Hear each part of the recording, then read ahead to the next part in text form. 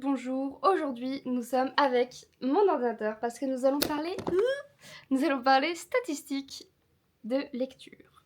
Donc en mois d'avril, j'ai pas énormément lu d'après ce que je vois. J'ai lu uniquement 4 livres.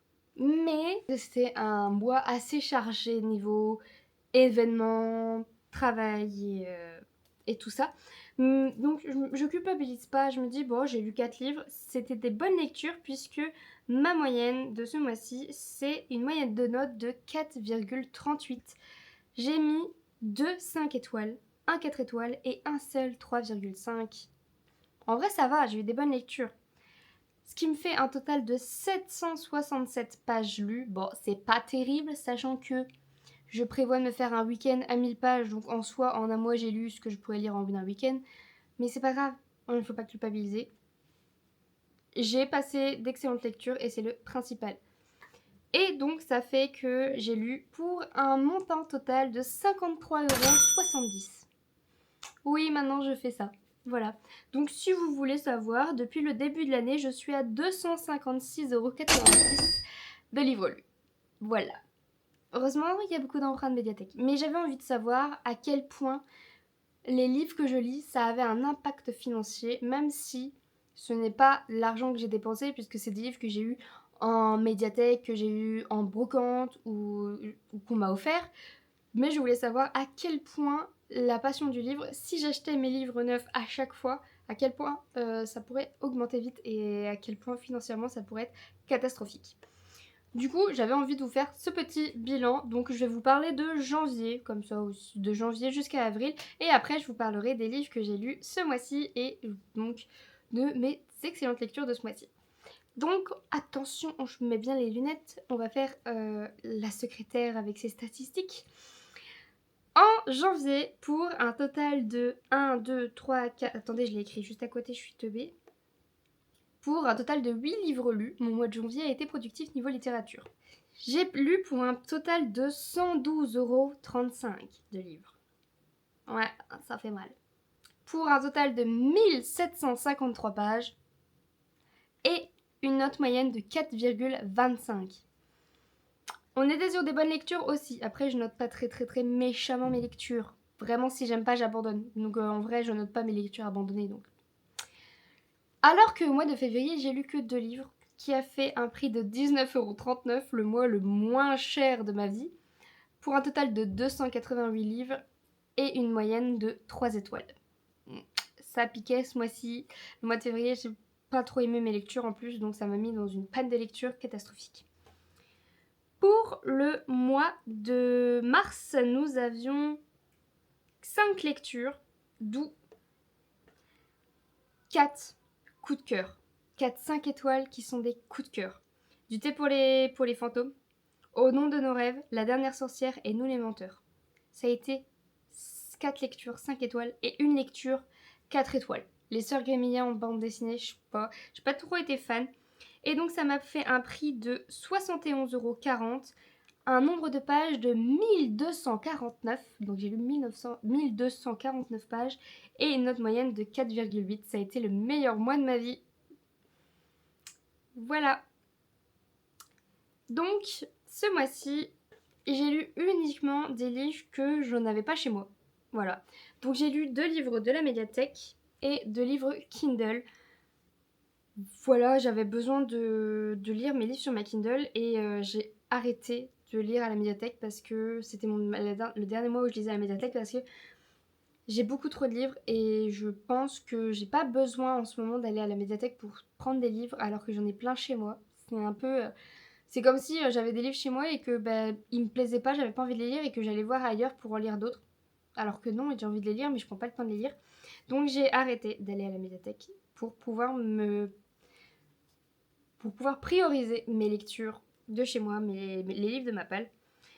On va commencer par parler d'un livre qui m'a un petit peu obsédée ce mois-ci et que j'ai fait des recherches partout sur internet parce que vraiment cette histoire m'a obsédée. Il s'agit de Ma vie de monstre de Anne Pouget que j'ai vraiment adoré. Alors attendez, je vous retrouve la maison d'édition parce que je ne me rappelle plus.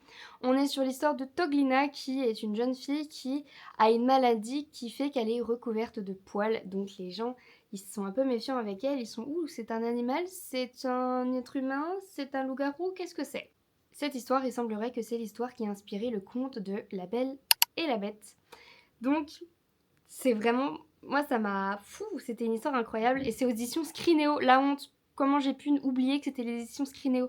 Un 5 étoiles, c'était forcément les éditions Scrinéo. Et donc c'est l'histoire de Catherine, qui est une jeune femme totalement normale, qui n'a pas de poils ni de problèmes de santé, qui est très très jolie et qui est à la cour de Catherine de Médicis.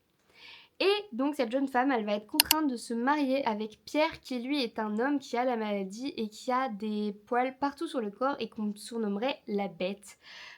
Et du coup, ils vivent à la cour de France sous le règne de Catherine de Médicis et elle les prend sous son aile. Elle va aider cet homme à avoir une vie correcte, une vie où il a des responsabilités, une vie où il est pris comme une personne instruite, une vie où, en fait, une vraie vie de noble. Et en fait, Pierre, il vient d'un endroit qui a été colonisé et du coup, il a été capturé par ces hommes-là pour, en gros, tu es là, tu étais vivant, mais nous, comme on est des hommes blancs riches européens, on va te prendre. Voilà. On va te kidnapper, on va t'enlever de ta famille parce que tu es une espèce qui, potentiellement, dans notre cour, pourrait amuser les gens. Voilà ce qui s'est passé et c'est d'une cruauté. Ce couple vont vraiment s'aimer, Pierre et Catherine. Donc la belle, Catherine, n'est pas la même personne que Catherine de Médicis, je préfère préciser. Et donc elle et lui vont former un couple où ils vont finir par s'aimer au bout de plusieurs moments de vie commune. Et donc ils vont engendrer plein d'enfants, dont Tognina a aussi la maladie de son père et aussi 2 autres enfants qui a cette maladie. Et donc on va vivre sa vie de petite fille qui rêverait d'être normale, qui rêverait d'être elle aussi amoureuse de son amie et elle rêverait juste d'une chose, c'est vivre une vie normale et que ce garçon tombe amoureux d'elle sans que ils se disent ah elle est bizarre, elle a des poils et tout ça. Et vraiment c'est une histoire qui est vraiment très très belle. Tout ce qui est niveau historique dans l'histoire, c'est vraiment bien fait, c'est vraiment recherché, c'est vraiment très beau, c'est très bien écrit. Vraiment, je l'ai dévoré. Il y a tout ce qui est huguenot avec tout ce qui est la guerre entre les protestants et les catholiques. Vraiment avec le duc de Guise et tout ça. Vraiment, j'étais waouh! Toutes les notions d'histoire que j'avais, j'étais waouh, wow, je sais ce qui va se passer. Je veux pas. Parce que, en fait, vu que, historiquement parlant, c'est un fait qui est avéré, c'est un fait qui a été fait. On peut pas changer l'histoire. Et du coup, là, les scènes qui se passaient et que je savais qu'il y allait avoir des personnes qui allaient décéder tragiquement, qui allaient être enfermées, qui allaient être emprisonnées, qui allaient être condamnées à mort. Je savais toutes ces choses, je savais qui allait tomber, quelles sont les têtes qui allaient littéralement tomber dans cette histoire.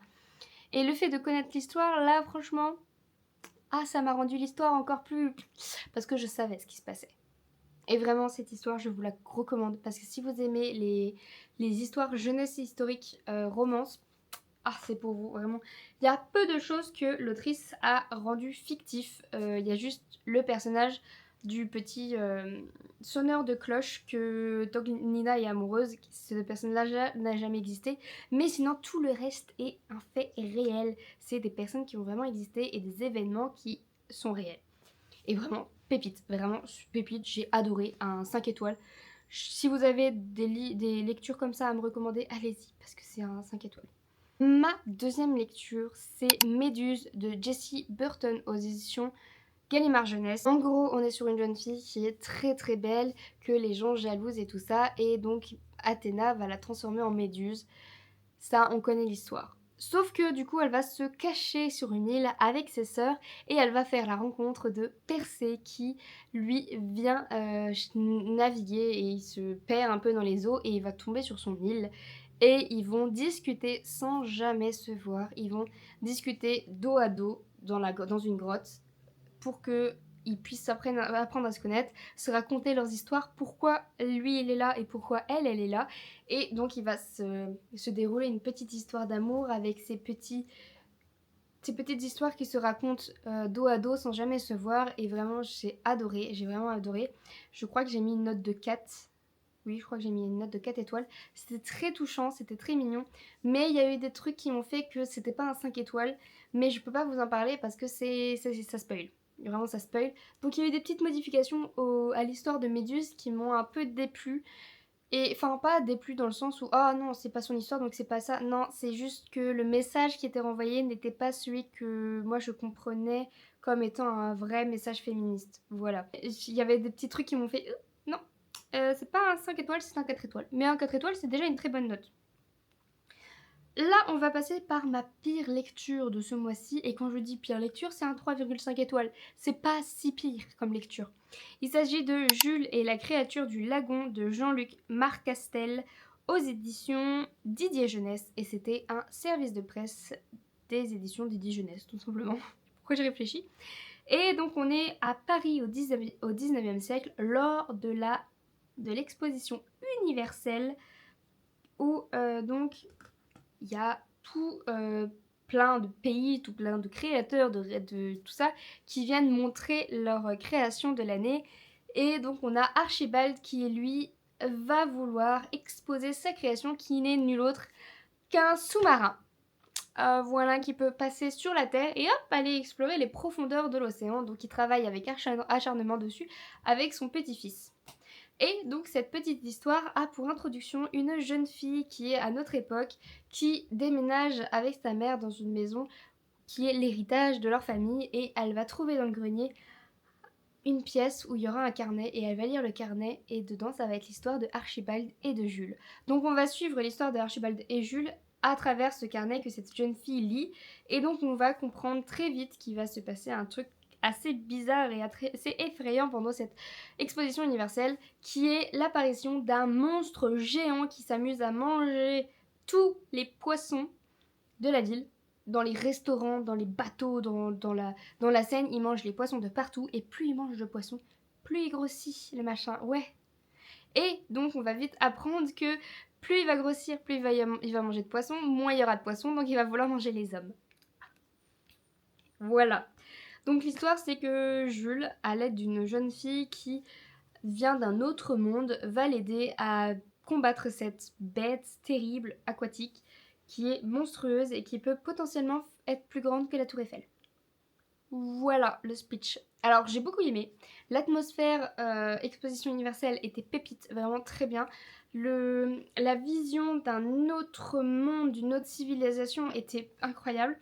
Mais ce que j'ai le plus adoré, c'est les scènes où, un peu comme le récit que je vous ai parlé tout à l'heure, du fait que un homme européen colonise un pays et se donne le droit à lui-même, il s'autorise tout seul à piquer toutes les richesses de ce pays parce que je suis européen, je m'en fous, t'es africain, t'es d'Amérique du Sud, je m'en fous, je prends tes richesses, je m'en vais. Voilà.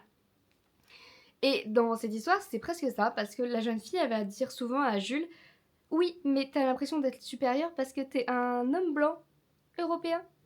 Nous, dans notre culture, on veut la paix. Quand on tue un animal, on le mange en entier et on le remercie. On va pas le torturer avant de le manger et on va surtout pas le tuer pour gaspiller la nourriture. Voilà, des fois tu te prends des claques dans la gueule avec ce genre de livre, oui c'est vrai, vraiment oui.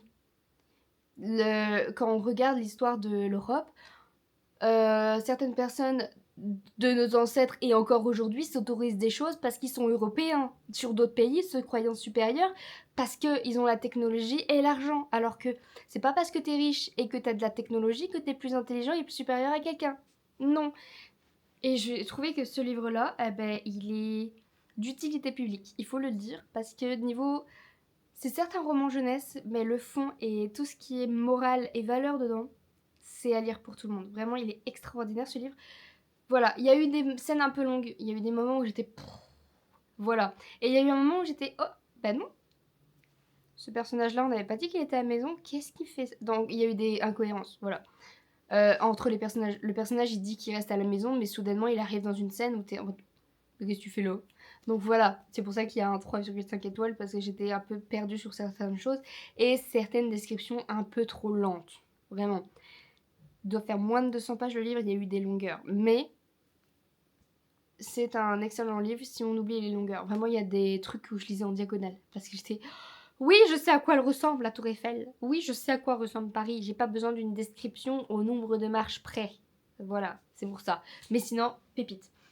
Et le dernier livre que j'ai lu, et pas des moindres, puisque, à mon avis, il va apparaître dans mon top 5 des livres de 2026, il s'agit de Rosa Bonheur, la peintre de la cause animale aux éditions Scrinéo, et écrit par pas moins que Catherine Cuenca. Voilà, c'est décidé, Catherine Cuenca, mon auteure favorite. Voilà, c'est elle, ce sera elle cette année, c'est Catherine Cuenca. Voilà, je veux rien d'autre, c'est mon autrice favorite en ce moment.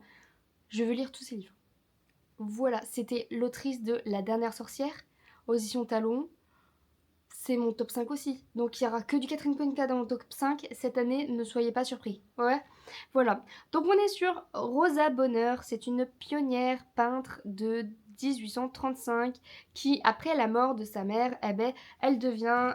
Enfin, on va dire que quand elle était petite, elle s'est beaucoup occupée de sa mère parce que sa mère, leur père est parti et leur mère a dû s'occuper d'elle, enfin de tous les enfants parce qu'ils étaient nombreux, ils étaient plusieurs enfants. Et donc elle devait travailler la nuit pour coudre des tissus qu'elle pouvait vendre. Donc elle cousait toute la nuit à la lueur d'une bougie, donc elle se défonçait les yeux, la pauvre femme. Et tôt le matin, elle devait aller sur le marché pour essayer de trouver à manger à ses enfants. Et la journée, elle allait essayer de trouver de l'argent pour nourrir ses enfants et vendre toutes ses toiles et tout ça, enfin ses coutures. Donc, pauvre femme, vraiment, elle a souffert. Et malheureusement, un jour, la maman de Rosa va décéder et Rosa va se retrouver soudainement détruite. Hein. Sa maman est décédée et c'était tout ce qu'elle avait dans sa vie. Et elle a dû être adulte très rapidement puisque elle aidait sa mère. Et donc, son père va revenir parce que son père était parti et avait abandonné sa famille pour devenir peintre. Oui, le gars il revient. Maman est décédée, je reviens, ne t'inquiète pas Rosa. Sauf que Rosa, elle le déteste, bien évidemment. Hein. Sa mère est décédée parce que monsieur est parti accomplir ses rêves qui l'ont rendu pauvre. Oui, c'est pas grave, on va passer ce passage. Et du coup, son père va essayer de renouer les liens avec Rosa, sauf que ça va être un peu compliqué au début. Et Rosa va lui dire oui, mais moi tout ce que je veux en fait c'est devenir peintre. Et son père il va lui dire oui, bah tu veux devenir peintre, ok, tu veux être quoi, portraitiste? Elle fait non, non, non, je veux peindre des animaux. Et c'est là le problème, parce qu'à cette époque, les femmes étaient interdites. Vraiment une interdiction débile de peindre des animaux. Elles devaient juste être portraitistes. Et elles n'avaient pas le droit à l'éducation des hommes, bien évidemment. L'époque. Et donc, elle va se retrouver à devoir montrer son talent bien plus que les autres pour prouver qu'elle était digne de dessiner les animaux et vraiment elle est passionnée par les animaux. Vraiment, quand elle était petite, le seul moyen de lui apprendre l'alphabet, c'était de lui dire A comme un âne. Voilà. B comme un bélier et elle était contente. Vraiment, elle pouvait apprendre son alphabet parce qu'elle avait dessiné des petits animaux à côté de la lettre. C'est une fascination et vraiment, elle veut défendre la cause animale. Vraiment jusqu'à commencer à parler de tout ce qui est souffrance animale sur la boucherie et tout ça. Vraiment, pépite cette femme, vraiment une pépite. Elle était avant-gardiste, vraiment, c'était une féministe avant l'heure. À notre époque, elle serait surprise de ce qu'on fait avec les animaux. Voilà. Et donc, elle va essayer de vivre sa vie de peintre pour les animaux. Et au fur et à mesure du temps, les gens vont reconnaître à quel point elle est vraiment talentueuse. Et donc, ces cadres, enfin, ces toiles, ces peintures vont se vendre à vraiment des sommes très très hautes. Et elle va devenir littéralement la première peintre femme à recevoir une médaille pour son œuvre. Voilà, rien que ça. Et donc elle va commencer à devenir aussi la peintre pour l'État, puisque l'État va lui commander des peintures, d'autres pays vont aussi lui commander des peintures, ces tableaux vont commencer à se vendre dans tous les pays du monde. Vraiment, elle devient la peintre la plus célèbre de cette époque, en étant une femme et en peignant des animaux. Et vraiment, elle peint les animaux d'une façon incroyable, vraiment j'ai vu les tableaux magnifiques. Et donc on a aussi en fond une petite amitié entre elle et une jeune femme qui va l'aider à vivre sa vie, puisqu'au bout d'un moment, quand elle aura eu assez d'argent et que son papa sera décédé lui aussi, elle va s'installer dans un petit cottage tout cosy avec plein d'animaux et elle va peindre. Ça, c'est la vie de Rosa Bonheur, avec aussi l'horrible guerre qui est le siège prussien à Paris. Vraiment, sa vie est douce. Vraiment, sa vie, elle est douce, cocooning dans ce petit cottage avec plein d'animaux. Et une femme qui, potentiellement, est reconnue comme étant sa femme. Mais on ne sait pas. Enfin, j'ai fait des recherches et j'ai pas vu grand-chose. Mais donc, dans le roman, c'est mis comme de l'amitié. Mais je pense qu'il y avait sûrement une amitié très forte entre elles. Et donc, c'est un livre qui est vraiment incroyable. Vraiment, 5 étoiles. Catherine Cuenca, de toute façon. 5 étoiles. Je vous invite fortement à aller découvrir ce livre parce qu'aux éditions Scrinéo, de toute façon, c'est toujours bien. Mais en plus du Catherine Cuenca, c'est Pépitas. Donc vraiment, c'est un livre que je vous conseille et surtout, allez découvrir ses peintures et allez découvrir son histoire. Il y a plein d'informations sur internet sur sa vie. Je vous laisse aller savourer ça parce que vraiment, elle a eu une vie palpitante, la dame, et vraiment, chapeau. Je suis admirative. Voilà. Donc voilà, c'est tout pour cette vidéo. J'espère que cette vidéo vous a plu. N'hésitez pas à liker, commenter et à vous abonner. Et moi, je vous fais des gros bisous. Ciao!